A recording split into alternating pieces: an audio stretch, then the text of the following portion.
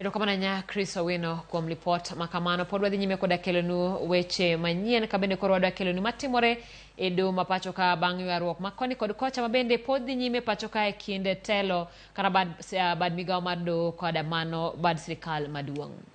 Kawadhi nyime ni koro doho mar Supreme goyo marufuku okil kamaloka Ahmed Nassir Abdullahi kuom chopo e nyim doho e yo moro amora. Dono ka okang' makamano kaka kum ne okil Nassir ewi weche ma osebedo ka okiro ewi joyal bura kata joyal bura mag doho.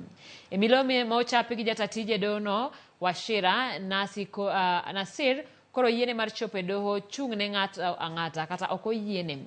Bende chikno tame ni ok onyal oro ng'ato ang'ata e doho kaka kokalo e kambi mare mar chike.